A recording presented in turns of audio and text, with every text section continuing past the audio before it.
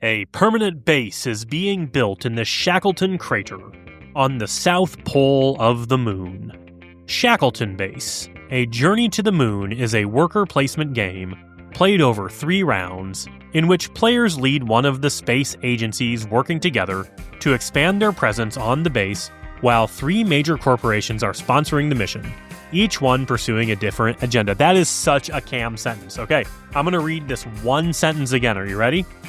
Shackleton Base, A Journey to the Moon is a worker placement game played over 3 rounds in which players lead one of the space agencies working together to expand their presence on the base while 3 major corporations are sponsoring the mission, each one pursuing a different agenda. Is that like the most Cam sentence of all time? I mean, is it a Cam sentence because it's prefer like 50 words long? Yeah, you prefer your paragraphs to be 1 sentence long? Yeah, exactly. Okay. Just like, hey, you know what? Let's just. It's like when you see a house with like really janky like extensions on it. That's like the kids today. They don't know what punctuation is. No. This uses punctuation. It's a legitimate sentence. Okay. It's just like they keep adding. It's not a giant run-on. Keep adding sentence. to the thought. Well, I don't think it's a run-on. I think it is technically just a sentence with multiple like complete fragments. You know what I'm saying? So need a couple more semicolons in there. Build structures on the base, fund projects from these corporations, and interact with them to score more victory points than your opponents and to win the game. Today on the board, boys. Shackleton Base, A Journey to the Moon.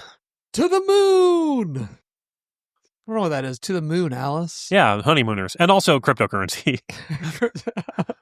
Hey, everybody. Welcome to another episode of the Board Boys Podcast, Season 17, Episode 6. Tonight on the docket, Shackleton Base, A Journey to the Moon by Fabio Lopiano and Nestor Mangione. This is your board boy, Moon Boy Rob. I couldn't think of it. It's like I don't know, Matt Damon, TK. He's always stuck somewhere, right? You're going to farm the shit out of this. Yeah. Or no, wait, science? Yeah. I don't know. That's like my favorite part of that movie. I've never actually seen the movie or read the book, but oh, really? The Moonshin? The one where he's on the moon or on the Mars. Yeah, the Moonshin, because it's a moon, because it's the Martian, right? Yeah, yeah. But in this one, you're the Moonshin. Yeah, you're the Moonshin. No, he's on the Moonite, the Moonanite. The Moonanites are a thing too. In Aqua Teen Hunger Force, which I've never really watched much. Okay. But those are like the little like dudes that come from the moon, right? Yeah, they're like flipping people okay. off. I could not remember what that was from. But no, it's like he's basically like trying to grow potatoes on the moon. And like Matt Damon's talking to the camera and he's like, I'm gonna science the shit out of this or something like that. And it cracked me up. Sorry about Rob's curse word there. It's fine. We're safe with 1 S word per podcast. All right. Just sorry for all the 4-year-olds out there listening to this podcast. But we skew heavy with 4s, where our 4-year-olds are. We do have a dip at 7 though. Yeah. So I did think of a name. This is your guest board boy, Moonwalkin' Jeremy. I like that. Christopher Moonwalkin. Jeremy Jackson. Speaking of Michael Jackson, did you guys like when I spliced in the Bump Bump Bump song last time and I picked the spot where P. Diddy's like, yo, this is Diddy. Was that a good surprise? You always hook me up with the best surprises. Yeah. Thanks for editing the Hang podcast while I was on vacation, by the way. Oh, you're welcome. I thought you were getting going with the episode. I got to introduce myself. Back from Peru, this is your board boy, Big Boinker McDoinker, a.k.a. Cam, a.k.a. Orbital. Is this your first podcast since you got back from Peru? Yeah, because I was going to come to one right after I got back, but I had a long-standing appointment to play a game of Root with the Root Boys. Oh, that's right. And like I couldn't make them go 3-player. I didn't have time to like get a proxy. It was our first time playing Root together in like a year, and it was Aaron Sen's first board game he's played this year live. Wow. So I was like, I love being on the podcast. I bring a whole lot of spicy flavor to the podcast. Everybody would agree. Some may say muy caliente. Yeah, someone would agree I add that je ne sais quoi. You sure had something. Yeah. But I figured these guys would still do a great episode without me, and they did. And Jared's been on like 15 times. Yeah. But Jared was like a one-time podcast guy like 10 years ago, and now he's just like my stand-in. And Jeremy seems to be kind of Jake's stand-in. I think that Jared is my stand-in. So there we go. We need an alternate podcast. Oh, I mean, I was Board Boy Ben stand-in. That's but true. who's your stand-in? And Rob, you need a stand-in too if you ever miss an episode, which you haven't. I mean, right? I offer for you guys to record when I'm not here, and you're like, nah. Yeah, but then someone has to like, Go get the stuff. yeah, do the thing. Yeah, nah. Do something? Yeah, no, Yeah. we're out. All right, well, we are live tonight from Dungeons Gate. We'll see if we get a surprise pop-in from Rob asking us for game recommendations again. Like last episode. Yeah, that was fun. We are running late, though, and I want to get out of here before they close. So let's get into what we've been playing. I'm looking at the BGG page, and they really want me to buy this game called Capybaras versus Pelicans. Oh, yeah, I keep seeing that one, too. I'm not going to click this banner, though. We're going to keep moving on. Hey, this is maybe surprising from how many games of it I've played. Yeah. But do you know what game I did not back, and I don't think I'm going to? What? Game Makers, bro. You're over it? I just don't think I like it enough to get it. Like, I really like it on BGA, but like, I just don't think I love it enough to want to have that huge box. Even though I love what they were doing in the production with the wheel with the crank on it or whatever. Like, it has like a handle, right? I did do a couple backings these last couple weeks. Did you get Luthier yet? I got my copy of Luthier. I haven't played it yet. Woo! It's I played beautiful though. Tim, did you played enjoy it? It was really fun. It Yeah. was long, but it was fun. I'm really looking forward to playing that one. I did back the container, and I got suckered into the cheap container with the other two games, Grunts, and I think I was excited because it's like I love word party games, so that other game looks really fun too, with the word game or whatever that I can't remember what it's called. You know what I'm talking about? I've got one for you from All Play called Alias that I think you'll really like. What's that all about? It's like deduction code names, Ooh, but like you're working all as a group. so kind of like Decrypto, but maybe more easier Way to play. easier. Yeah. So there's like I guess we haven't talked about it yet. I'll talk about it quick. Basically, it's their little square box, like Lure, those kind of games. And you basically put out, depending on the number of players, you put out a number of characters. And then everyone gets a little board with all the characters on it, and you mark off the ones you're not playing with. And then everyone gets 2 cards. You get 2 cards, and you have 2 of the people out there on the board. And then they have words on them. And then you have to write a word that connects those 2 words on the suspects. And then basically everyone flips up their board on the whiteboard that they have, and tries to draw links between everybody. and then everyone has like a little symbol on their whiteboard, and then you mark all the symbols off, and then basically that should leave you with 1 suspect left. Oh, okay. And so everyone's trying to get that suspect, and basically if at least one person gets your link right, then you get a point, and you're basically taking these chips out of the pool. And at the end of the game, depending on how many chips you have left, that's your score. But then everyone that gets the suspect right gets to pull 3 chips out. Nice. So that's the big one. So the one time we played this, we sucked. And we got the worst possible score. Like, there's all the tiers. We were like in the bottom tier. So it's kind of like it's kind of like So Clover also, sort of. Yeah, it's cool. It's pretty quick and Man, like look at that photo. I'm pretty just neat. going to order this game. Look at this cute kid. I'm just showing pictures of my daughter. Oh man, how do you guys get over like a toddler turning into a kid? I don't know. I just have a middle schooler now, and I see pictures of even when he was like 5 or 6. I'm like, what happened? Yeah, you like turn around and they're 8. Exactly. They'll go from Tell you 3 what, to 8 middle quickly. school is a whole different ball So this game. is that game, huh? That is not that game.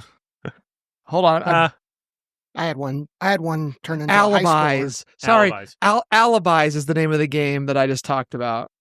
Alibis. Alibis board game. That is from All Play. Yes, that is definitely the game. It's called Alibis. Nice. Okay, that's now on my to look at list. Yeah, it's pretty cool. The game I wanted to talk about, though, is called How to Save a World. And I think Tim's played this one. I have played it. Played it a couple times now. The designer is Yuval Grinspun, and it's by Burnt Island Games of Endeavor Deep Sea fame. And they knocked out of the park with the production on this one too. It's very cool looking. Basically, this game, you keep taking actions over and over again until one of a couple of things happens. Either you fill up one of these tracks and the asteroid's about to hit you, or I think that's on one of the 3 tracks, or the asteroid, there's a giant asteroid marker that gets closer to the planet, and when it gets to the end of that track, that can end the game as well. And on your turn, you're basically either going to be playing a card, or you're going to be placing a worker on a spot, or you can shuttle your worker between the moon and the planet. So the worker placement So kind of like spots, this game. the worker placement spots are kind of interesting because some of them, there's places to place your workers on the planet and there's places that go on the moon and they do different things. And sometimes the spot at the end of the round will shoot your marker on Mars style to the other zone, Okay. and other ones will stay in the same zone. And the player boards on these are really cool. All your resources are tracked on these tracks on your board, and there's a few different kinds of cards. It's a minor kind of, it's not a deck builder, it's like a hand builder. And you basically keep taking turns until everybody passes, and then you go again. And the three different kinds of cards are like endgame scoring ones. There are these cards that when you take a certain action, you can play it with that action and do a bonus thing. And then there's like an instant type effect card, and that's your whole turn. Gosh, this game is really hard to kind of explain. It's really simple, though. You're basically placing workers. You're trying to work on one of three projects. One is building a giant laser to shoot the asteroid out of the planet's way. The second one is trying to build a giant shield to deflect the asteroid. And the last one is you evacuate the Earth. And as you're doing these things, you're placing cubes in this bag. And at the end of the round, you're drawing these cubes out and putting them on these tracks. And at the end of the game, whoever helps the most on the project that actually defeats the asteroid gets more points than the other two projects. But all the projects score points based on how much you helped on them. Can you fail and everybody loses? No. So you can... That would be cool, though. The first thing that happens is you check to see if the laser blows it up. And if it doesn't at the end of the game, then depending on how full the laser track got, some of those lasers like chipped away at the asteroid and then help the shield. And then if the shield fails, then the evacuate the Earth project triggers. But it's like how many people actually got off. So... Or is that it's like an all or nothing. Like basically one of these three projects is going to be the successful succeeds. one. Okay. And then that one is the one that's worth the most points. And got it. You get first, second, and third place depending on how much you helped on that one. So you want to help on the one that scores the most points. Yeah, because like the news is going to talk about that one more. Yeah, but like scoring medium on all three of them is also a valid strategy. And like, because you want to score points on all of them, I think. Because all the points in the game, you get some points during the game, but most of the points are at the end of the game for those projects and through those green cards. Mm-hmm. And the cards are really cool. They do all kinds of different stuff. The tracks that help the individual areas you're trying to do have like the bonuses are really good at the end of the track. So sometimes you're bumping tracks and helping out other things that you don't really want to because the bonus is awesome. Yeah, just to get the bonuses. Yeah, so it's cool. It's kind of got a variable ending depending on how you draw the cubes out. The game is, I would say, on the same weight as Endeavor Deep Sea, if you want to compare that to the game. Like, it's pretty easy to like teach and kind of get into, and it plays fairly quickly, like maybe like 90 minutes. I'm really excited to get this played more. I had a really good time with it. Buying cards is really fun and doing the different things with that. The cards get There's also different more expensive. Yeah, there's also different technologies you can play with. Well, sorry, you can buy certain technologies, and like those are on your player board too. So that's another thing you can do. We played with both of the extra expansion modules last time, and those were both cool. One was just another board that give you asymmetrical technologies, and the other one was this extra kind of action you could do. There were basically these disasters that were coming at you, and you could help towards the disaster. Like every time the asteroid would get to a certain spot, a card would come out, and then it would affect the game in some way until you took care of it. And then basically the person that helped, like if you helped with it, usually you got something for helping with that disaster. So those two little expansions, they came in like the deluxe version of the game. They were pretty cool. That sounds really fun. The deluxe version has the most ridiculous component I've ever seen for a board game. The giant acrylic asteroid. Using a giant acrylic asteroid, which is probably, a third of the board wide. So like as you move it down, it's kind of actually hard to see underneath, but like it's massive.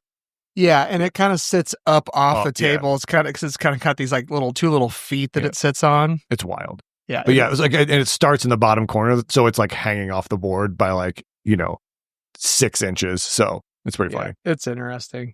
The other one I want to talk about is we've talked about sea salt and paper before.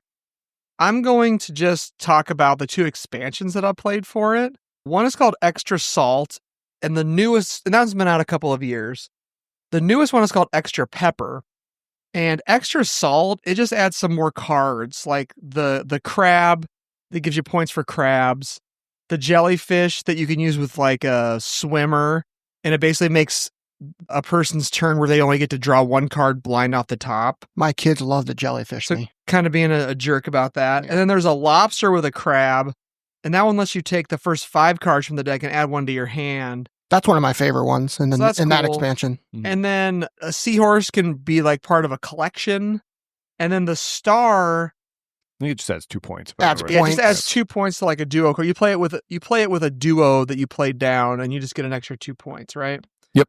And if you need a refresher, sea salt and paper on your turn, you're basically taking one of the 2 face-up cards from the piles, or 2 cards from the top of the deck, and then you're going to discard one of them to the pile.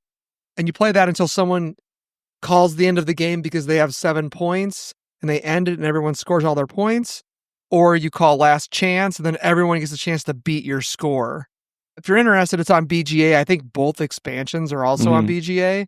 But the newest expansion I thought was really cool. I was playing it on BGA, and I didn't really understand what the expansion did. I added it in there because I had bought the expansion at Gen Con, More Pepper. I got to play this with Amy on the cruise to kind of understand what's going on with it. And the biggest thing with it is... Actually, I think the only thing with it is the 12-card event deck. And the 12-card event deck, every event card has a plus or a minus trophy on it. And basically, at the end of the round, if you have a plus trophy, whoever scored the most gets that card. If you have a minus trophy, if you had the least points, you're going to get that card. During the round that card is out, that rule applies to everyone. And then once you own that card, that rule only applies to you for going forward. And if you ever get another one, you have to decide which one you want to keep, and you have to dump the other one. And the plus ones make the game harder. Do they change your scoring, those cards? Well, you like, get? so the hermit, so for instance, here's some instances. The hermit crab one, basically, when you play crabs, you get to take you get to take cards off of both decks. Oh.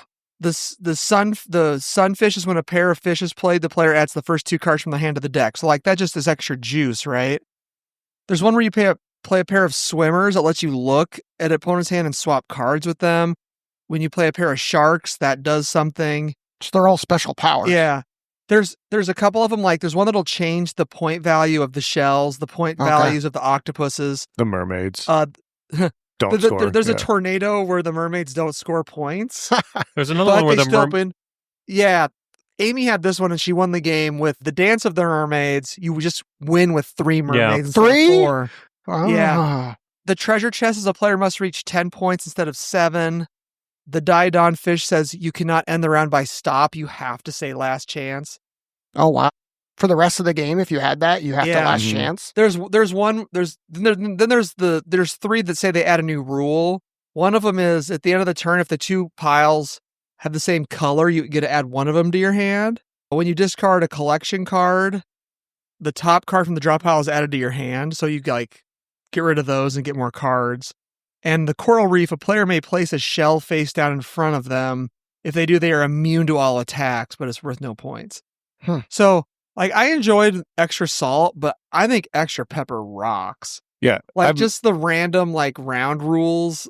Unfortunately, like, it just makes the box lid that much higher. Yeah. And it already doesn't close on mine. You probably only play like 3 or 4 rounds. You see probably like a third or a fourth of the deck. Yeah. Okay. Yeah. You think it makes it too, like, that's one of my favorite games with my kiddos. We've played it probably 50 times. Do you think it makes it too hard for? No. Okay. Like, the rules, there's only 12 of them, and that's all that the rule book is. And I'm gonna have to pick that up. I guess if you had 3 or 4, I guess if you had 4 players and like everyone had a special rule, you kind of got to remember to pay attention to that. But everyone just needs to remember what is applying to them, right? Yeah, and you can just toss the event card after the round too if you're playing with kids. Yeah, like don't keep it. Just play like this round is that. But I think it is kind of cool that like if you win a round or lose a round, like then you have a little rule that's only for you. Yeah, it's fun. That sounds fun. tight. Yeah, I've been playing the Sea Salt and Paper tournament on BGA. and I'm getting my clock cleaned, so I always get the good events after they happen. So I played a lot of new games in the last month or so since I've been on the podcast. The overwhelming majority of them on Board Game Arena. But straight up across the board, I have found a new obsession. If you're part of our Discord, you would know what my favorite game of the year is. And so I want to talk a little bit about Coffee Rush. So for listeners who aren't on the Discord, which maybe we have 2 or 3 of those, I'm totally obsessed with Coffee Rush, which is this game from I don't know how you say his name. Yui Jin Han. I don't know how to pronounce Korean names that are 100% vowels. So sorry about that. But from Korea Board Games, it is just a pick up and deliver, basically, spatial abstract game where you're making coffee orders. And essentially, if you've ever played one of those like flash games back in the day where people are showing up to your restaurant, ordering more and more stuff, and you have to keep up with the workload, that's kind of what the game is. And they distilled that idea like perfectly into like what I would like consider to be 100% board game DNA. Because what you're doing on your turn is you're moving around a grid of spaces that have coffee ingredients like coffee beans and water and milk and steam and caramel and chocolate. And you can actually make tea. Also, there's tea leaves. And you're trying to keep up with your orders.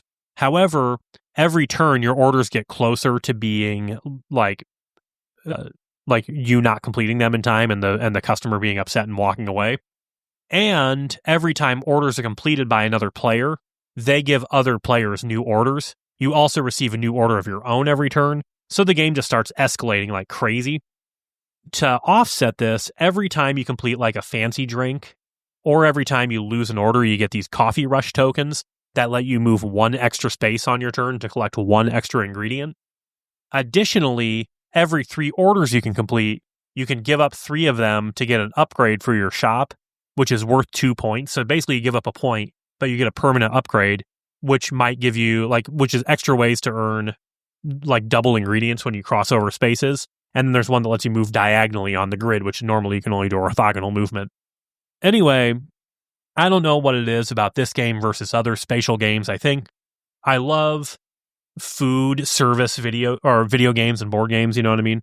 I love spatial puzzles. I love contract making games. I think all those work totally together to create just a really compelling and fun game. And when I was playing for the first time without having done the BGA tutorial, I was like, okay, so I go pick stuff up and I make it. That makes sense. But once I realized it's like a race against this ever increasing pile up, it made it really fun for me to be like, man, I hope everybody I play this with today is good so we can see how many turns we can make the game last. And the game actually ends if you run out of the deck, which I still haven't done.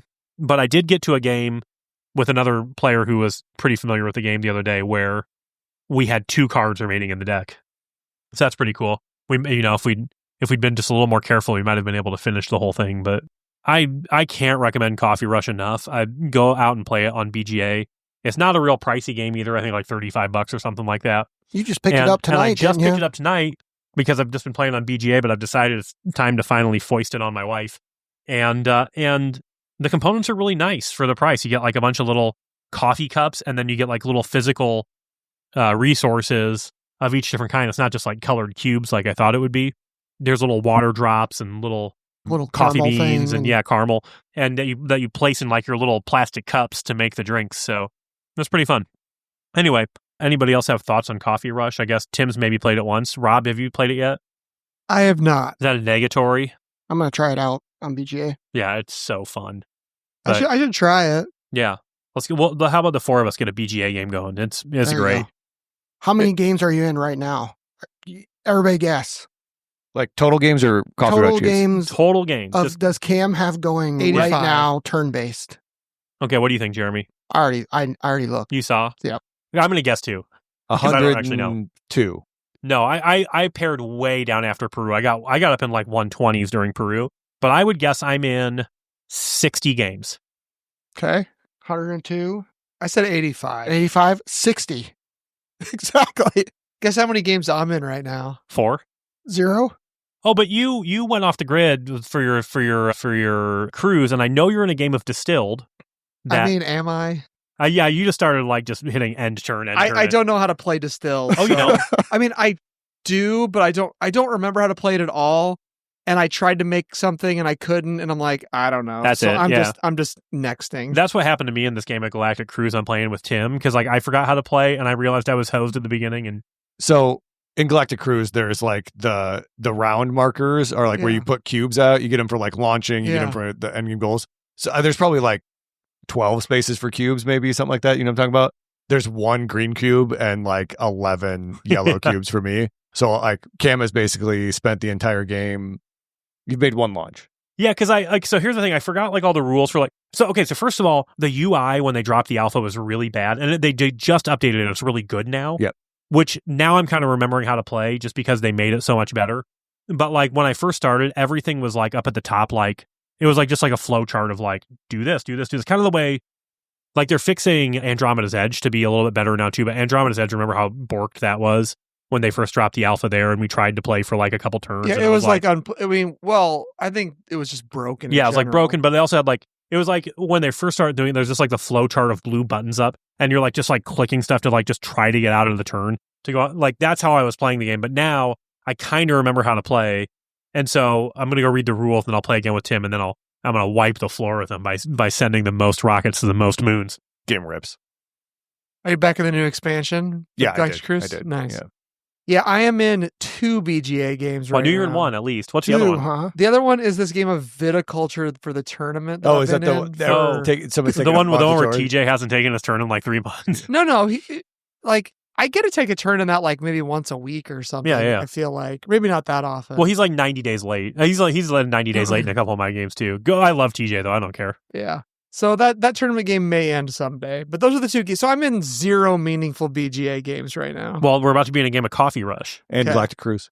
Oh no, I don't remember how to play Galactic Cruise either. I'm gonna have to I've read only the played rules. Galactic Cruise. That's not once. true. I know mostly how to play Galactic Cruise. You know what other game is on BGA? I don't know how to do any of the upkeep stuff, which BJ does it for you anyway.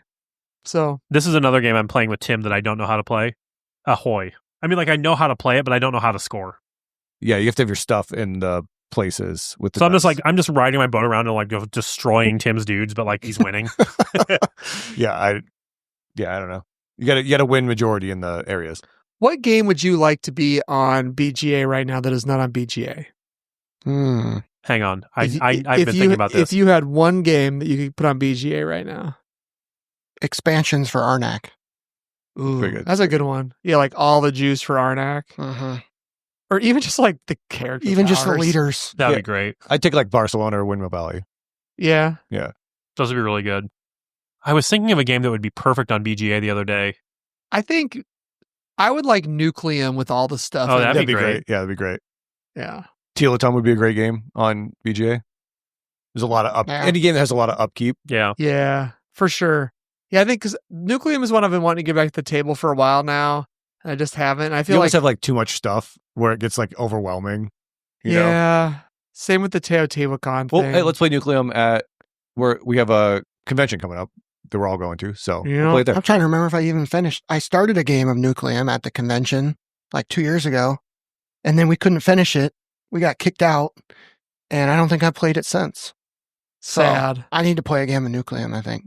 I've got it all inserted up and with like I have everything. Don't you have like in, light up one things box. or something? It looks great. Yeah, like light bulbs or something? Yeah, I 3D printed light bulbs. Those are cool. Yeah.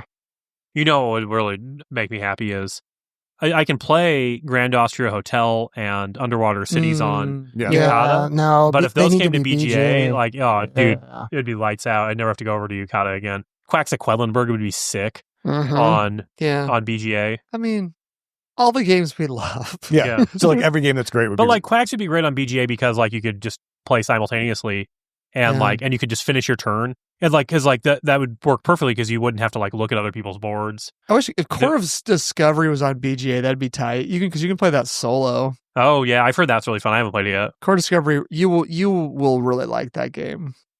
I so, would really so I'd really like to play saith it. so saith. I me. believe you.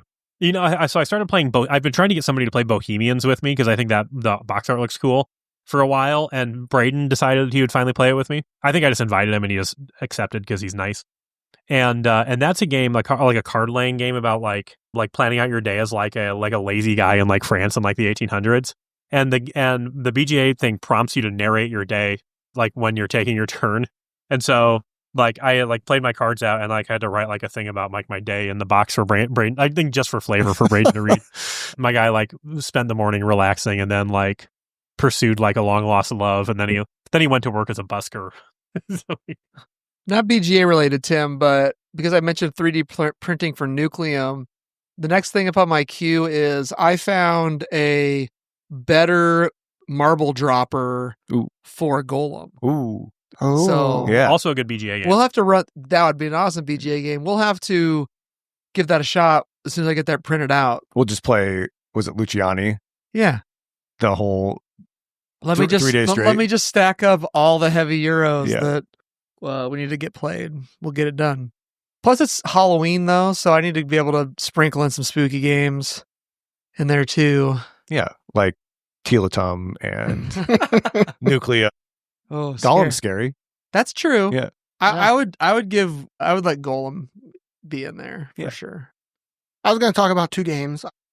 Neither of them are super new, but Arnak was the first one. I got my big box, have it sitting out here on the table, and I got to play one of the new maps, the spider map. And I guess Arnak's been out for a long time. I'm not going to explain how it plays, but playing Go it, check episode something, season something for our review on Lost Friends of Arnak. I think, so I've been playing it on BGA for probably 2 or 3 years. Playing it in person with the leaders made me really like the game again. So if you haven't played it with the leaders, like in person, highly recommend doing that again. And then the Spider Temple, I haven't played the Owl Temple, but the Spider one lets you, one of the cool things it does is gives you a resource, Dark Tablets, and it lets you put artifact cards in the temple as like a common area where you can play them without buying them into your deck. And so that once somebody puts one out there, you can activate one with spending a Dark Temple. Ooh. And so it gives you a way to activate more artifact cards without actually having to spend the compasses to buy them. Nice. So that's pretty fun. How was the big box to set the game up? I haven't got to play it yet. I haven't actually set it up from the big box. Oh, okay. I was just curious how nice it just kind of pops out of the box. I have it all think put it should away be in pretty there. nice. I think Okay. it should be. And most of the stuff, it's not like Dune where if you want to play with one expansion or another, you got to hunt through a bunch of stuff. Mhm. It seems like it'd be like the temples all can go together. Right. The guardians can all just go together. The cards can just all go together. So it'd be pretty easy to just pull it out and play whichever, the temple you want. As I'm looking at your big box here, I just realized this at Gen Con when I was at the CGE room. I didn't realize that they have changed their logo to basically like it's all the goofy space dude, but they like put different hats on him. Or like he's slightly different. Oh, yeah. Just look at their different games. It's like the same. Arnak, it's like this- Arnak it's is like like this- a Indiana Jones hat. Yeah, it's like the same dude and it says CGE on the bottom. on the logo. Yeah. Yeah. Yeah, So it's like That's cool. just for reference, pay attention to CGE boxes. Not only do they advertise on the side, which Josh Ladd loves, they changed the little logo as well. So it was season 8, episode 2. Perfect. So half of a podcast ago, like half of our podcast. Not that long Yeah, ago. Yeah. Not that long ago. The other one I was going to talk about, none of you guys have played Arydia, have you? Yeah. Arydia. Arydia, it's the big box open world game. Oh, no, I haven't played from the person who made Zaya, Cody Miller. Jake is playing it. Jake is playing that's it. from the Zaya guy. Yeah, I think it's the Zaya guy, which I've always wanted to play Zaya, but I don't know anybody that owns it. So Aaron Sen is selling it. All I know from that game is I watched a Dice Tower, one of the very first Dice Tower live streams, like where they played games all night. And at one point they played Zaya, and one of the players like teleported into a thing and got obliterated into the sun and was just out of the game. So that's all I know. it's a about long Zaya. game. That's I so think. funny. I think Yeah. I've heard it's a long He game. literally like jumped, flipped a tile, found out it was like a sun or something, rolled a dice, and he was and dead? didn't make the check and just died. That doesn't sound fun. No. Well, Arydia is a campaign game. That sounds kind of fun to me. It's a big campaign game, open world. You run around on a map. It's kind of kind of Dungeons and Dragon or role-playing-ish. You have a character, you gain levels, you get gear, you get better weapons, you investigate things, you fight monsters. One thing I really like about the game is the fighting. The monsters are little cards, and they have like different areas you have to hit them and different hit patterns, and different weapons will hit different ways. Like a spear hits from like the top down, but a sword hits from like the right left. And depending on the pattern you go through, you can do like extra damage or crits. You have to damage all of their wound points, but different weapons might be more efficient at getting those wounds in all the right spots. Yeah, because like if you use a spear on a skeleton, it just goes right through his rib cage. Yeah. It does no damage. Exactly. Exactly. But if you bash him with a club, then he shatters into a billion pieces. I think I like this. Exactly. I think I like this better than Gloomhaven for a big campaign, long time game. There's a little bit of tediousness when you're running around and doing all the stuff. I don't know that I would want to play for an hour and put it away and then get it out and play for another hour. But with my buddy in Wisconsin, a couple times a year, that we've done it twice now, we just play it nonstop for a whole weekend, only taking breaks for like sleeping and eating. And so it's good for that. You just or you have crank like it a out. game table and store Sounds it good. underneath. Sounds like Yeah. something to store underneath your game topper. Yep. You got Yeah. something like that. It's a fun game. But if you don't, It looks cool. I mean, if you don't want to do a big campaign and spend hours and hours, like you're probably not going to want to get into that game. yeah, I mean, it's got like big booklet of like scenarios and Yeah. stuff All like these that, different right? cards for events that happen. And you got to kind of remember, it's a big story game, and you got to remember, I did this here and this guy said this. So now I'm over here and I got to do that. So if you didn't play frequently, or you didn't have somebody who was good at remembering those things, that could be tricky. Okay. My friend is, I'm the combat guy and he's the story guy. So that's how we kind of Just roll. take good notes. Yeah. I started That's what I'd have to I do. started taking notes on my iPad now, making notes of like where different things are in the world and where somebody said this and that. So Iridium. Arydia. That'd be a good BGA game. Keep all the notes for you. Perfect. Yeah, it'd be Yeah. easy to get out There you and go. put down, play Yeah. for a little bit. I mean, Australian Jordan and I have been playing the same game of Dead Cells for, like a year now. So you definitely can get like campaign games with a long memory on BGA now. Yeah, like our 12-month game of The Crew. Dude, if you'd just given me all those things to do last round, I would have. Yeah, you Oh, can't. that was BJ. That yeah, was. you can't. Oh, you have to split them up evenly, don't you? Yeah. Wah, wah. Arydia has a 9.1 score on BGG with Sheesh. It's 2,100 ratings. I mean, there's a game of it being played at Dungeons Gate somewhat frequently, Yeah. and it looks really cool. Everyone seems to be having a good time with it. It's our buddy Ben is the owner of that. I think he mentioned like you can reset the thing. Yeah, they call it a green legacy game. So when he's done with it, I think Bo and I might give it a crack. We'll check it out. Well, tonight on the podcast, we played Shackleton Base, A Journey to the Moon. Lead your space agency to expand your presence on the moon. It is currently 8.0 on Board Game Geek. That's the rating. Its overall rank is 851. It is 1 to 4 players, best at 3. 60 to 120 minutes, ages 14 plus. The weight is 3.84 out of 5. It is designed by Fabio Lopiano and Nestor Mangione. Artist is David Sitman. And the publisher originally was Sorry We Are French, which is probably my favorite game publisher name. But in the US, it is Pandasaurus Games. This game originally came out last Essen and just now hit the US kind of Gen Con-y time, a little before Gen Con, I think.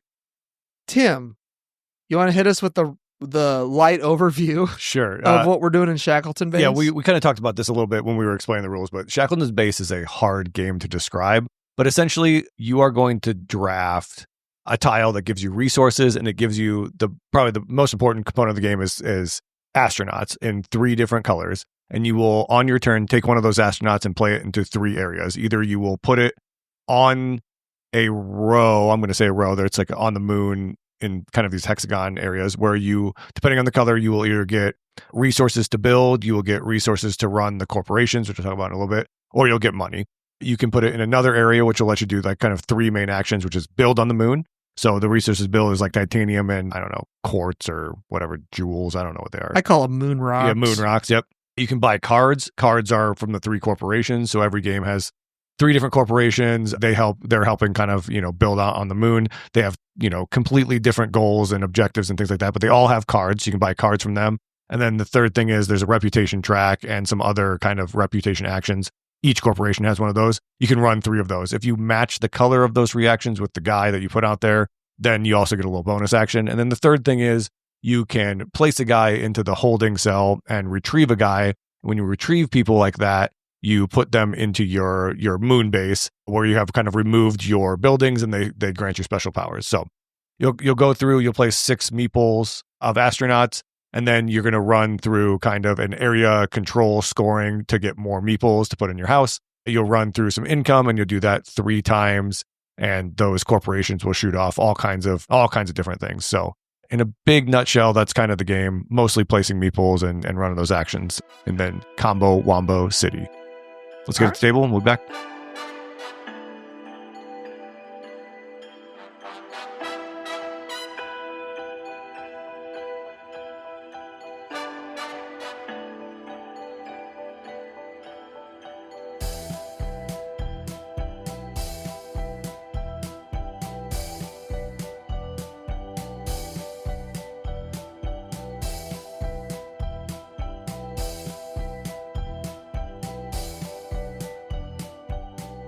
All right, and we are back. Initial thoughts time here on Shackleton Base. I'll go first.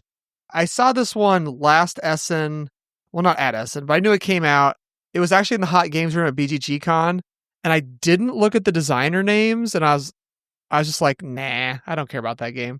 And then later on, I was like, oh, that's Fabio and Nestor. Got to check it out. But you couldn't get it here at all. And so I ended up pre-ordering it from Pandasaurus right around good old tariff time. So they had to jack the price up on it a little bit. But actually, I played Al's copy first, like before I bought it, because he had found a copy from somebody, which I found completely hilarious because the copy he had bought, he hadn't played yet. Also, the person he bought it from had also not played it because it wasn't fully punched out. But the person he bought it from on the BGG Marketplace had 3D printed all of the buildings. Oh, really? Okay. And resources. Nice. It's like Al, who 3D prints a bunch of stuff, didn't actually do that for the copy. Like, who? I don't think I've ever done that. Printed all out, but hadn't punched everything out. Yeah. It's weird. And like, bro, the rabbit hole goes so much deeper than any of us are aware of. Definitely And like, hadn't even played we're pretty it yet. deep in the rabbit hole, but like, I think board games and like collecting board games and not playing them is like probably like the skinniest, deepest rabbit hole there's ever been. So anyway, I mean, I've definitely bought a game and sold it without playing it, but not like fully upgraded it and like spent a bunch of time on it. I mean, if you're going to upgrade it, at least punch it out, right? Right. Yeah. Jeez. So anyway, that was the funny story for the first time we played it, but yeah. Yeah. So my first thoughts, I've seen it kind of around the board games, board game night or whatever, and it never really was like, just looking at it was like, yeah, I don't have to play this game.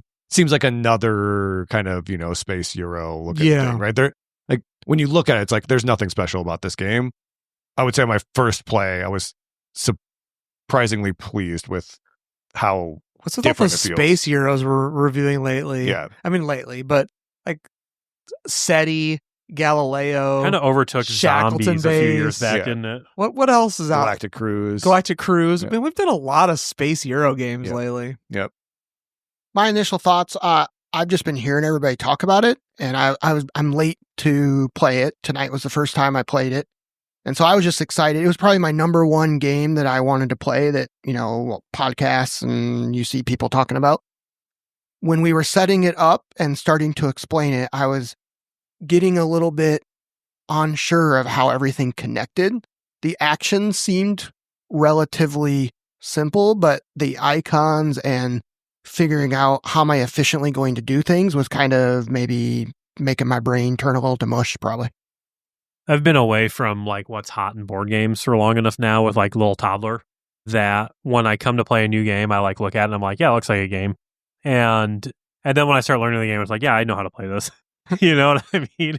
And so the initial impressions like don't usually like hit me right like before we start playing, unless it's like a theme or a game that I'm really excited about. but I could tell by the end of this teach that I thought this one was cool.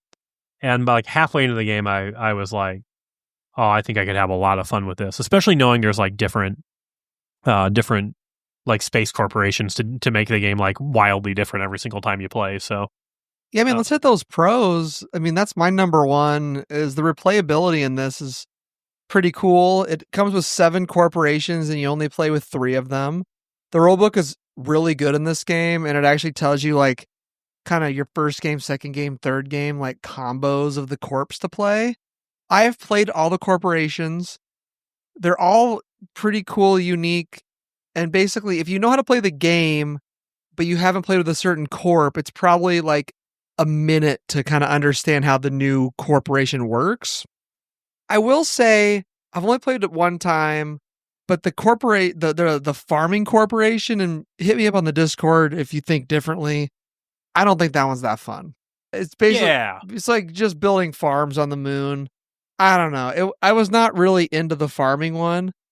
Some of the more interesting ones that I think are the close encounter one where like the asteroid, I forget what the name of it is, but there's basically an asteroid that's coming for the moon and you can help research like a project to figure it out. And as soon as you get it so far, you find out, you basically pick a random tile that tells you like what spaces are going to get destroyed if you do absolutely nothing. And if you get it far enough, then all of a sudden, instead of it destroy, I think the first part of it is to find out what gets destroyed. The second part of it is you shrink the circle. You shrink the circle that's going to get destroyed. And I think if you max it out, you get to completely avoid the destruction. So it's cool. You can like hammer that project, but then be like, oh, I'm not even building anywhere near where that's going to get blown up. So I don't care. Right.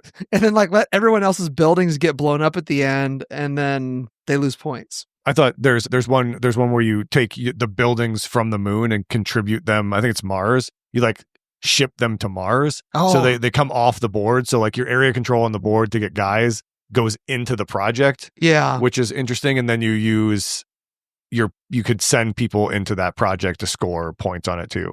Yeah. So I thought that one was pretty cool too. That one's probably the biggest and most complex one, I think, is the shipping things to Mars. I liked how the corporations added different in-game, not in-game scoring, immediate scoring for like reaching an objective and they're all races. Yeah. And so it's kind of an interesting dynamic of, do you push your luck? Is anybody else going for this? Do I wait longer to score more points?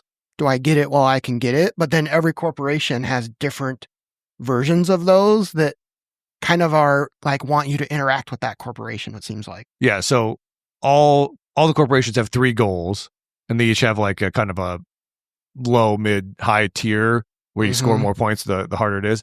Like you would think that they were all, the more you do this one, the higher you could score. But the one we played today with the helium and stuff, it's actually more about like where you put stuff on the board let you score higher. So for me, I didn't do it very much at all, but I placed a building in the right spot to be able to score the tier 1 one. So yeah, I mean the top one, that one's a little different because like the top one was different. That was having cards. Top one was cards from that place. But the 2 middle ones you could do without really contributing to that thing a lot. How different are the cards in each corp? Like, do they have a theme or are they? Yeah. Okay. Yeah, I mean they all kind of do different stuff. The astronaut one wants you to contribute astronauts to the cards. Yeah. Which is totally different than any other. And you get stuff when you do it. Yeah. Like I got one where I got like 6 points if I put all 3 astronauts on. And the cards usually help you do that particular project better. The cards are super interesting. And it's kind of interesting how when you build, you actually make buying cards more expensive. Mm-hmm. Yeah, Cam kept getting mad at me because I was making his cards more expensive. Yeah. And I was like, dude, I'm not building cards. I don't care. Yeah. I ended up buying plenty of cards. In fact, Rob's cards are really cheap, but I think I bought like just one less card than him, one fewer card. But if I'd had all that money, then I bought all this. Man, Rob really hosed me. Got him. Yeah. I really like the area majority part, and that's the part of the game I focused more on. The cards, on the moon. Cards, I just decided I wasn't going to look too much at them, but the area majority on the moon, there's so many different angles that you're competing on, and it's fun to figure out the right place to like swipe 2 lanes away from somebody else. And then, you're going to pull some astronauts back, which contributes to your board engine that you have going on. So I thought it was fun to constantly be watching that. It adds an interactive element. Mhm. A lot of Euros maybe don't have some of that interaction, but Right. what we each do was changing what the next person might want to do on the moon. Getting buildings out is very good because like the buildings have different things. So the level 1 buildings are where you can put workers to get income. The level 2, like one of them's, your maintenance is less. One of them is you buy cards cheaper. One of them is you can place workers to like the 3 main actions for cheaper. And then the level 3 buildings are all endgame scoring. And I found those to be pretty important, but like they don't get you anything during the game. Right. And then, I like that design decision too, because they're powerful for the area control. And so I was trying to build those early, but they weren't giving me benefits during the game. because they can hold workers, but they don't give you They anything. don't give you in anything. the middle of the round. And then you have like a big bad boy of, was it 6? Yeah, it takes up Yeah. the whole area. Yeah. I find that one to be the most underwhelming. Yeah, I mean, it unlocks your better character ability, Yeah. and it also locks down if you build that, you're probably winning the astronauts that are Around it. around it. So, I don't know. I build it maybe half the time, it seems like. It just depends. Like, if you like interactive Euro games, this game is for you because Very interactive. you definitely, this is not a solitaire Euro game where you're off doing your own little thing. Like, you got to fight for your position on the board, and Corporations. You the fight for. corporations. Yeah, like that one corporation that had those experiments you could do. There was one I really wanted, but I knew Cam would be able to get it first. Yeah. And so that's kind of a fun one dynamic where to you- think about. We had one where you spent stuff and you covered it up for the round. Mm-hmm. All the cards you fight for. Yeah. I think the game, it has a lot of different parts to it. Like, every time I think about this game, like, playing it is pretty easy. The teach seems like you can't skip stuff. Like, I almost feel like this is it's not as heavy as like a Lacerda game, but it's almost to the level of a Lacerda game where like you have to explain more than I like to explain in board games, because I like to get going quicker. And I haven't figured out how to streamline How to crack the teach. code. Yeah. Well, Yeah, Like, to crack the code. Because like, even teaching it to you guys tonight, I probably took 30 minutes maybe to teach this game, which is So- a long time for me. the things that you usually skip kind of in your teaches are like how income works and how kind of maybe the end of the round Yeah. scoring. Like you maybe like glance over, but a lot of times it's not super important. This is really important about where you put a meeple on the board in comparison to your buildings, and understanding kind of how that comes back to you. So normally you maybe wouldn't teach that until it came up in the game, Yeah. but it matters like right out of the gate. So I think I could teach the game in 4 minutes. yeah. This game has my number one UX pro, as far as I taught the game by pointing at things on the board today. Oh, Like, the whole round structure is there. All the end game scoring was over there. The icons for where the actions are. I mean, because basically it's set up for every round, and then the main chunk is the actions, and those are all on the board too. And then the last part is kind of cleanup, and they explain all that on the board. So we had to because it's been a little while since I played the last time, like maybe Tim had to check a couple minor things in the rulebook while I was teaching. But overall, I mean, I'm trying to remember the last time I played this game. It came right back to me as far as what needed to be done. So that, to me, is a huge pro for Shackleton Base. Because there aren't any player aids for the game, but I don't think you need one. Yeah. It's kind of all on the board for the Yep. most part. And every corporation has its own card, like rule card.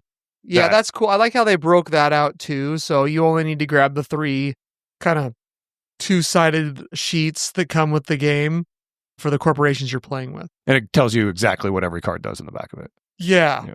Yep. Every corporation has its own, or if the game has tiles, it explains the tiles or any special iconography for that corporation. All right. My biggest pro for this game is I really, really love the colored astronauts and how they affect what you do. So the 3 different colors, there's yellow, red, blue of the astronauts. When you put them on the board, they get you different resources. When you put them on the action tracks, they get you bonuses if you match the color of the action you're trying to do. When you put them on your board, they give you different incomes or different discounts or different endgame scorings. I really like it really matters what, tile you take at the beginning of the round because it gives you initiative and it gives you certain numbers. Like you had one where you only had one yellow guy. I got it for the resources, and then Right. after the fact, I was like, I have one yellow guy. Yeah, so that means, I need more yellow guys. you and there's no way to really, there's no way to there's change no it. way to switch it Yeah. out unless Yeah. you have a certain special So that power. just means you have to find so in yellow guys, like you can build without yellow guys, but you can't get resources on the board without yellow guys. So it just means you have to find resources a different way, whether it's your reputation or something. I think that makes this game so compelling and thinky. I don't know. I just really like. I think there are different ways to get what you need, though. There is. Like even in that time, But you have to be clever about it. I had to go do gear actions. Right. I got a bunch of blue guys, so I had to do the cog action. But different cog actions would give me resources. And maybe it wasn't as efficient, and maybe that's the part. If you want to be super efficient, you have to get the exact right guys. But it felt like even with those crates at the top, you could deliver a crate and get a resource maybe. Right. And that corporation. When you figure out how to get around maybe a deficiency you have in the color of meeples, it makes you feel good about, it makes you feel clever that okay, cool, I figured this out, right? Like I wanted to build a building in the last round. I bought a card to build a building with the red guy, right? Because I wanted to get that and the bonus, that kind of thing. So I really like that about the game. I think I like the pain of the upkeep. And so at the end of the round, you have to pay upkeep based on mostly what buildings you have out there. Your reputation track impacts your upkeep too. You can offset your upkeep with guys you have placed on different buildings by getting income or reducing your upkeep. And I through the game, I was trying to decide, is this like Misery Farm and you don't want to pay for your upkeep, feeding your people like Agricola? Or is this a fun aspect of the game that's kind of making it so you can't just build as much as you want? And I definitely felt that because I was trying to build as many buildings as I could, but I was struggling to pay for their upkeep. And then that last round of the game, I actually lost 7 points because I couldn't pay for my upkeep. Yeah, I mean, that's probably the worst time to do that. But I think during the game, like the first 2 rounds, not paying for it is not that Might be huge. better. It's not that huge of a deal because money is so important, especially earlier on. And then generating more money later tends to be easier. Because there's more stuff on the board so you can get more dollars. Yeah. And there's an action where you can get lots of money pretty easily. Mhm. And so Yeah. somebody said you almost maybe just have to do that once to just kind of waste a turn and get the money you need to run you for a while. Yeah, I think if you can get away with doing it once, then you're like, that's awesome. And you probably have to do it twice. I just love all the different ways you can try to figure out to do what you want to do. Mm-hmm. And depending on the corporations, there's even different ways to do it because every corporation plays differently. But every corporation is installed into the game in the same way. They all have the same types of components, like the blue circles on the board that give you the resources for the corpse, the decks. And then they might have, like, they all have the little blue cog actions, which I think is super fun. Like, there's an action where you just take 3 of these, what I call the blue cog bonusy cogs. actions. But like those can be super powerful because you can take them from each corporation has their own that kind of does the corporation thing. Or that reputation track, I think, is super clever. As you go up there, it gives you more and better cog actions you can Right. run. But it also gives you more points at the end of the game. And it gives you, what else does it give More you? points when you claim objectives. Yeah. More points when you claim objectives, but it costs you more upkeep to be up there. Mm-hmm. And there's a lot of ways, like when you bump the top of the track, you get a bunch of points. But I think there's a bunch of ways to get up that track too. Like I would say most games of this I play, most people end up towards the top, if not at the top, and they've bumped the top a bunch.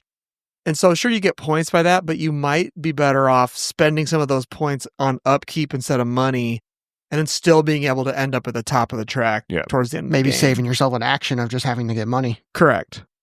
Huh, interesting. It's cool. Cam, you got pros? I mean, basically all the stuff you guys said, it was just fun to play. Like I liked the interconnectivity of the actions. I do have like kind of a small con about the way the actions are connected, but once I kind of keyed into the game and sort of formulated my plan, it was really nice to be able to just kind of go like, I need this to do that, and then I could like kind of plan my next few moves.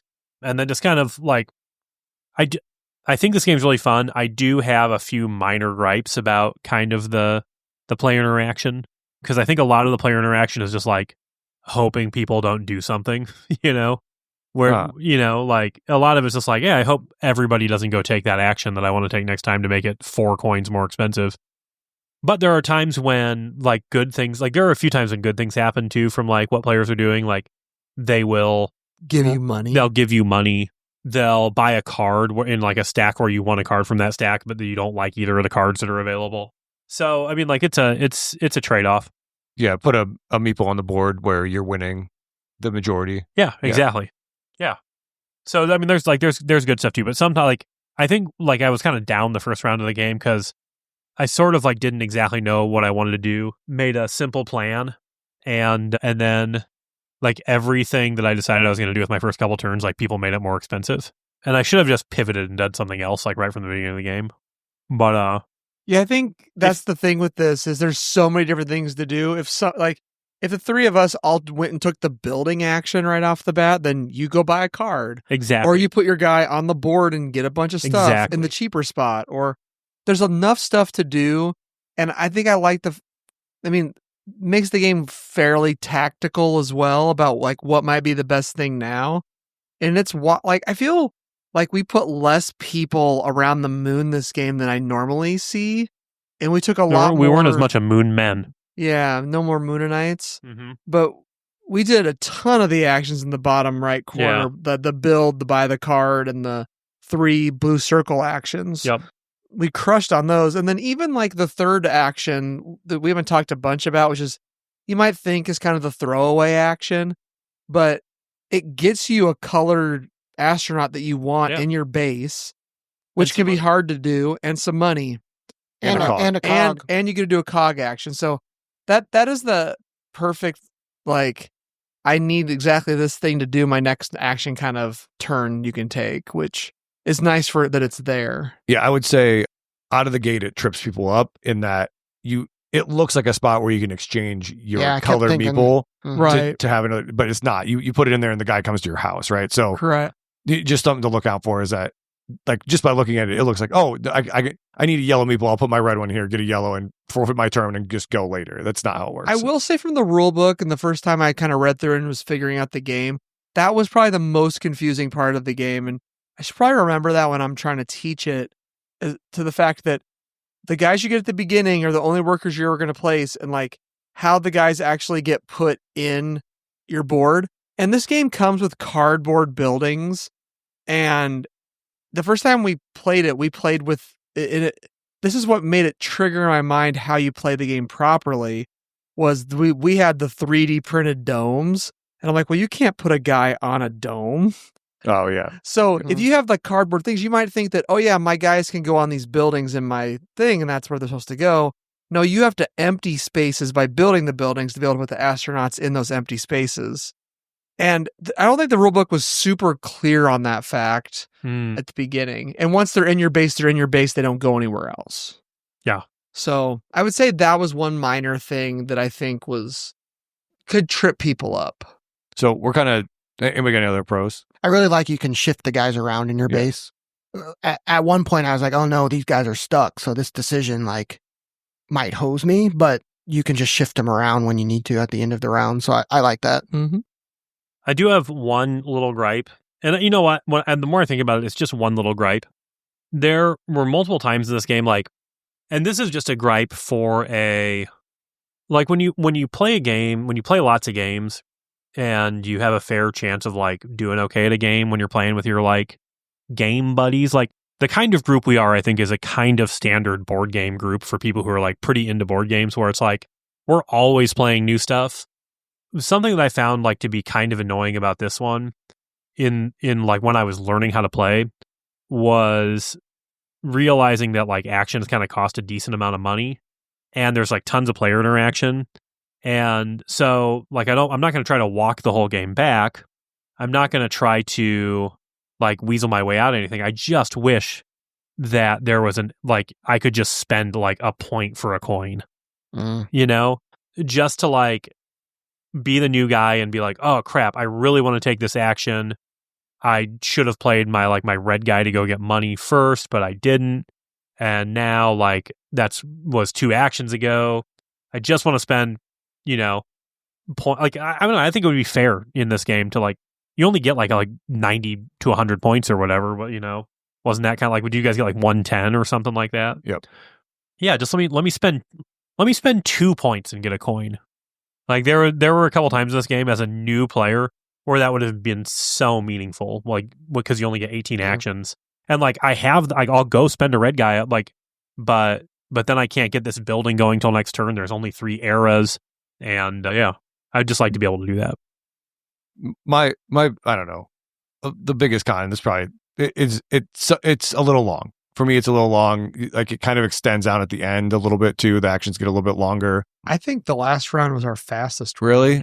Yeah. The last couple turns were not. The last couple turns were very long, but the round wasn't bad. None of the rounds were bad. Yeah, for me, it feels a little bit longer. Maybe it just feels a little bit longer than it possibly should, if that makes sense. If it was just a little snappier, this game would be. I mean, they say that's BGG says best at 3. So I've never played it at 3. That might be I'm on the train of every Euro's better at 3. Yeah, so, I've also never played this game with all players that have played it before. That's also true. Okay. I mean, if we saddled up and played this again right now, I bet we played it in under 2 hours. I would say, as someone that doesn't usually AP games, this one definitely brings it out of me. I certainly took my fair share of that 30 to 45 minutes a player tonight by just APing some stuff, which I don't normally do. So. Yeah, then the turn order doesn't always all around the table either, because it's based on that early draft order. So remember whose turn it is. For cons, I mean, I don't really have any. Yeah. I don't think this game is solid. It's right up my alley. I've already kind of mentioned anything that could be kind of a con, I think. I mean, the teach is kind of tough. It is. The things that make this game great also make it harder to play because of the different corporations and things. That's all there is to it. Also, I really like the tuck boxes that are in the box. It's already got its own little mini insert, if you will. All the tuck boxes have pictures of exactly what you know what goes in the box and all those things. Yeah, I don't know what else to say about it. I come back to me. Maybe I'll think of something, but I think my con is probably a prawn. It kind of gets to what you just said. So I just pretty much ignored the cards. The reason I ignored them is because there's 6 cards out visible. They all do very different things. They all have a little bit of a unique cost depending on how the board is played out. And it was just information overload when I'm trying to learn how to run my base and build things and fight for the area control. So my brain felt like I couldn't do both in my first game. I think that probably goes away if you maybe just can handle all that information all at once, or you play multiple times. For me, and I don't know how other people play games, but I one corporation, this is the one I'm going to hammer until I'm done hammering it, and then I'll move on to the next one. So for me, it was almost like the other four of the 6 cards didn't matter at all. It was I started with an astronaut. I'm going to do astronauts until I get the 12-point thing in the astronauts. I'm going to go do that. So I only looked at the 2. So maybe, if it's your first time playing, just say, okay, hey, focus on a corporation. You might dabble in the other ones a little bit until you think you're good with it, and then go spread your wings to maybe another one or something. So that's what I would recommend. Yeah, I mean, with the 3 corporations, this does take up a fairly sizable play area, and there will probably be players that are a little farther away from the cards than others. So I know that's in the Tim zone of it's on the other side of the table. I'm not going to pay attention to it, but you can't do that with this game. The cards are fairly important, I feel like. In this game's defense, the corporation booklet, rule book, you can look at the look at the rule book and glance over at the cards and see generally what it looks like. I'm like, oh, okay, this is that thing. Or be like, hey, what's the name of that card? Right. And then look at the back of the thing. Yeah. A lot of and it's not like there's a billion cards. Right. It's 12. Yeah. There's not a lot of cards for each corporation. Yeah, it's not like Sabika where it's tiny little print all the way across the board. And it's easier to read. Yeah. And there's 100 of them and you can't print a rule book like that. Yeah, and I get the only other thing I would mention, and it showed tonight, Tim and I had played before, we were fairly close. I mean, we weren't that far ahead of the other 2. 20 points or so. Yeah, but Cam and I tied. It's a heavy Euro game. Tied for last. Newer players are probably going to struggle against players that have played before.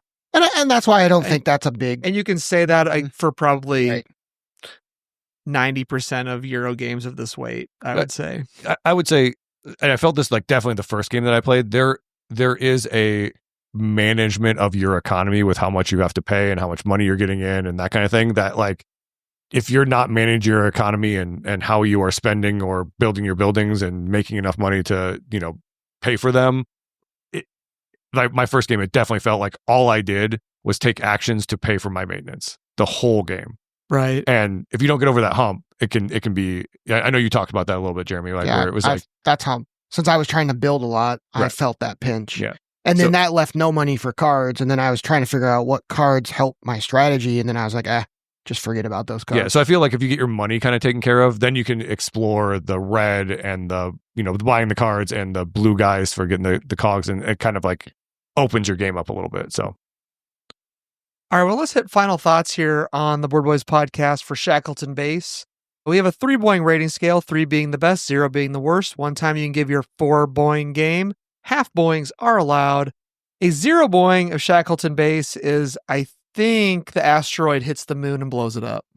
the whole moon. The whole moon. And then it's it gone. crashes into the earth. Well, then that causes like tidal waves or issues, like because the moon like makes the oceans go. Well, if right. an asteroid hit the Right. moon so hard that it fell all the way down onto our flat Earth, Yeah. And it was And It put put like a hole right through it. Yeah. like I was gonna Swiss say, cheese. It flipped it over, and then all the water oh pours yeah, out. like it hits it on the end and it Yeah, goes like yeah, exactly. Yeah. All right. Well, the 3 Boeing game is we find Moonanites on the moon, and Hang on, is the moon flat or is the moon round? What do you think? The moon is definitely round. I think it looks flat to me. Yeah. I think that was confirmed by the Flat Earth Society, is that the moon... Oh, the moon's round, but the Earth is The flat. Earth's flat. All the other planets are round. So, like, if it came down and landed on Earth, you could push it into a big hole, like a golf ball, like a You just push it off the edge. push it off the edge. Yeah. Yeah, you're a bunch of meat wads. the meatwad is definitely round too. Right. He is. And Frylock, and I never really watched this show, Shake. Master Shake. yeah, I love Aqua Teen Hunger Force. Anyway, Aqua Teen Hunger Force is like maybe one of the most millennial things that's ever been created, right? That's probably true, yeah. so let's go ahead and we'll do this in the reverse order of our initial thoughts. Campbell, go ahead. I had a really fun time playing this game. It's kind of hard. Like, it's kind of hard to say, like, hey, what's my favorite game where you're building on the moon or a planet or something, like with hexagonal grids, or I guess this one's not hexes, but there is hexes. But It's they're hexes, like, yeah. but there's like multiple spaces to build on each hex, because there's on Mars and there's terraforming Mars and there's so many games. Like, this one is different enough to me, I think, to get a 2.5, and would maybe after like a number of plays actually be a 3 for me. I found like dealing with the different corporations really, really fun. I'm kind of sad that there's only 4 character cards. That seems like a huge waste. Well, and there could be so many different special abilities. But I'm interested that the expansion is just more corporations and more leaders. So, can I pop in with one? I'm going to say like a little bit of a con, in that the character cards are pretty underwhelming for me, just in general. Like their powers, Cam's was like, unless you're like really using them, I don't know that I used mine a couple times. I used mine a lot, but Yeah. I was burning money to build buildings, which further exacerbated my upkeep problem. Right. Yeah, I like the fact that they give an extra boost for building your big headquarters.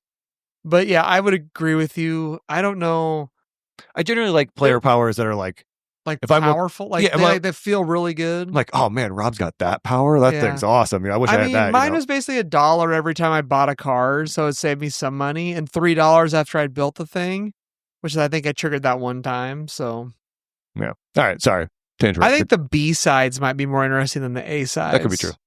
I can't remember. We played the A sides tonight, though. Yeah. Expansion is coming with more corporations and more guys. I mean, it says it comes with one more. So I think this expansion is going to be pretty small. It comes with, let's just talk about it quick. Shackleton Base Below, Within, Above is the name of the expansion. Okay. And it That's a continues the story one-word of humanity. Yeah, discover 3 new corporations and a new space agency, India. So Lunar City focuses on attracting civilian settlers to the moon. Undermoon introduces an advanced excavation system allowing players to dig tunnels between their existing structures. That sounds tight. And then with Zenith Works, players can collaborate with a powerful construction conglomerate to build shared infrastructure, which seems interesting. So, yeah, it's just 3 more corps and 1 more player power. Okay. So hopefully that'll be fairly inexpensive. Yeah. All right. Sorry, Jeremy, go ahead. I'm struggling on what my rating's going to be. One boing. Not a 1 boing. You're filling in for Jake, so I feel like sometimes I'm harsher than some of you guys. I like the game. So is Jake. It was fun. I think what brings it down for me is, can I teach it to a group of people? Am I going to be digging in the rule book? Am I going to remember all the stuff? And I don't think the rules are that hard. And so, but there's a lot that you have to kind of grok in all at once. There's kind a lot of really weird edge cases too. So yeah. And so that's making what happens me... if I want to build on outside of the Shackleton crater? Yeah. Can't do it. They don't even have that part of the board. That's not a habitable part of the moon, I don't think. Yeah. So I'm gonna go 2 boings, but I think if I played it again and I got the rules in my head better and it wasn't a little bit of the overload of information, I might like it more. It's probably one of those games that I don't know that I'm ever gonna grok it as good as some people, but I mean that's okay for me as long as I'm having fun doing what I'm doing. Yeah. But like just to compare it to another space game, I definitely like SETI more, even though it's a longer game. I feel like it's longer. It's definitely usually longer. Yeah. Because I feel like it's easier to teach, and I have more kind of. There's less that I have to kind of grok together. Yeah. All right. For me, I was gonna starting today. I was like, this is probably 2.5 for me. I played it a couple times. I'd say my first play was like 1.5. After talking to this, like in this play, I think it's a 3. Like I really like this game. The more I played it, the more I like it. I think getting over the economy hump and like understanding kind of how the guys come in and out and they live in your house, like what that means and how they move around. I really like this game. I think it's great. He 3'd it. 3 points. For me, after my first play, I feel like I crushed the game. Like I built like everything on my board. You built everything? I think How'd you pay for it? I must have cheated. I don't know. And I was like, I really, really liked the game. I mean, I won, so that helped. But I'm like, I felt like I did almost everything. And that was the highest score I've ever had. And since then, I mean, I've done well, but never that well, which is great because I must have had the right combination of cards, the right synergy, something. I mean, you could have corporations that combo into other corporations and stuff too. And I think the other thing is, depending on, I don't think, and this has happened to me a few times I've played, and that's why I tell people 2 things when I teach the game now. The buildings and getting the area control on the board is important, and the cards are also important. Because the first couple times I played, I felt like I snatched up like almost all the guys on the board, like every time, like a huge majority of them. And I felt like that's just a huge windfall for that person. Now today, I didn't get anybody in the first round, and I got second, and I wasn't that far behind Tim. So maybe not that big of a deal, but it feels really bad to not get any guys early on, and it feels really good if you hammer a bunch of them. I felt really bad was throwing away a guy because I got too many guys. Yeah. Oh, sad. So where'd you throw him? Did you like just kick him off the moon? Yeah, I said get out of the moon. And I was going to include the expansion in my final thoughts. That comes out next year. This sounds like my perfect expansion because it's just more stuff, and it just adds more of like the best parts of the game. This game is a hard 3. It is in my top 3 games of the year. Rock solid 3. It might be my game of the year. We'll see when it ends up, but it definitely, it's the one I've played it a bunch now, and I think it'll even just get better. The more people have played it and the more chance I get to play it with people that have already played it, and we can just jump in. Like that one night at Dungeons Gate, I think we recorded a podcast and we played a couple of games. We did Galileo and Tea Garden, and we all had played both of those games before. We just ripped through it. Yeah. Like, who does that? Yeah. So just the longer it's out, the more opportunity people have to play it. It'll be easier to get out to the table, I think.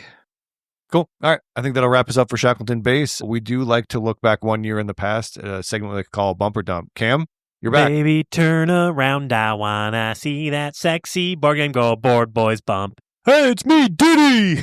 That's so funny. Yeah. Diddy. All right. So 1 year ago, I don't know that anybody's ever talked about this game ever again, was Doggerland. Doggerland, is that how it was? Yeah. Doggerland. Cam, you played that, didn't you? He did, yeah. Yes, I was on the podcast for it. I think it was me, you, and Jake. Yeah, 7.9. It was 43.29. It's now 7.8. I mean, I'm sure it bumped. It bumped. It's 33.39. Yeah. Like, I'm surprised it bumped because you can't get it anywhere, right? I've never seen it in I'm any sure store. you can. Yeah. I don't really hear people talking about It's it. Ever. super. That's because I think it's fairly forgettable. It had some neat stuff to it. I sold my copy. Didn't you, it was hard to get when you sold it, right? Maybe. I'm pretty sure. I sold it at last BGG con, Yeah. I think. So anyway, no one's played it since. Any kind of thoughts I've on never it? played it. Yeah, I never played it. It just had so many, I don't know, just so many steps to turns. What's the theme of it? It's like, Cavemen. yeah. You can get it on Amazon for $43.97 right now with $6 delivery. Would you suggest anybody take that deal? No, you could probably find a cheaper used copy than that. Perfect. So if you want to give us feedback, you can do on our Bump Dumps. You can do it at our Board Game Geek Guild. You can find that through the website. There was no feedback on this one. Did I put a post out for it? You did. Okay, cool. Yeah, there was no feedback. What did I give it? Like 2? You gave it a 2. What 2 did I for give Cam, it? 2 Yeah, for probably Rob, 1.5 for Jake. I'll downgrade mine to a 1.5. Yeah. Even though I haven't played it again. That's probably right. Yeah. Every game's kind of a 2 for me. Like, it's fun. It's It's fine. It's so forgettable, though. Yeah. I'd rather play Stone Age. I was just going to say the same thing. Yeah, even though they're not the same game. you guys But they're compared it to. similar. Like, they're similar. Advanced Stone Age. Yeah. I wouldn't even call it advanced necessarily. Like, Stone Age on BGA has like 50 expansions you could add. Oh. I'm in a game of Stone Age with you on BGA, and I have like negative 50 points, and I don't know what I'm doing. Because you're not feeding your people. Oh, you gotta feed You gotta them? feed your people, bro. I mean, I probably should have done the tutorial or something, huh? Oh, Yeah, probably. wah. All right. Well, thanks for listening to another episode of the Board Boys podcast, season 17, episode 6, Shackleton Base, A Journey to the Moon. Don't be like Jeremy and feed your people. You can go to theboardboys.com and get to all the Board Boys links out there. Go to iTunes, give us 5 stars. Go to Spotify, 5-star reviews there as well. You can join our Patreon. There's a link on the Board Boys website. It is theboardboys.com/Patreon or /Discord if you want to join our Discord and play some BGA games with Cam. Get his numbers up above 100 again. I'm trying to get 5,000 games played before my 10-year anniversary at the end of October. Dang. I'm like 110 games away or something like that. Well, I'd like to thank our patrons now. BJ from Board Game Gumbo, Timothy Crisco, Shifty Teeth, Jordan Smith, Andre Bosch, Braden Dowdy, Rob Cooper, Richard Lane, Matt Kelly, Portland Gamecraft, Terry Ward, and Jeremy Thoman. Also, everyone, if you're listening to this right now, you should go play games with us at Capital City Gaming Con tomorrow. Because this comes out the day before, and everyone listens to us on podcast drop day. I know that. So Our Discord blows up. I'm going to be throwing up some Board Boys events, and you won't have time to sign up for them now. They'll be all full, obviously, but we're going to do some events. I think I'm going to do a hot streak event. I want to do a hot streak event and do like the big, like more like the variant for more than 7 players. So like we can just have like a huge like room of people like yelling at hot streak. Sounds great. I have a hot streak if you need more stuff. Should be interesting. Yeah. I want to play Hot Streak. Hot streak rips, bro. It's very Fun. good. All right. Until next time, we hope you like board games. Boing, boing, boing.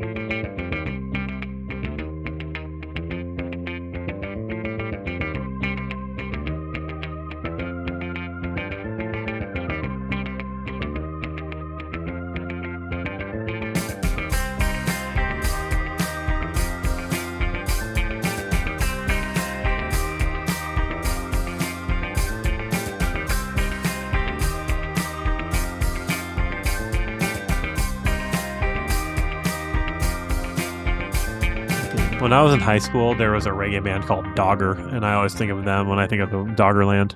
They were like 4 white guys. That's sweet. I would play at a lot of shows where they would play, and they were just like they tried to be like Sublime, you know. So it wasn't hard. It was like reggae, but like Long Beach reggae, you know. I like reggae. I like reggae too. So that's the reggae story. Did your old boss like reggae? Ewan? I don't know. He's from Indonesia, so he probably liked some island music, you know. The kind of the different side of the world than Jamaica, but When I was on vacation, Cam just kept sending me Island Boys memes.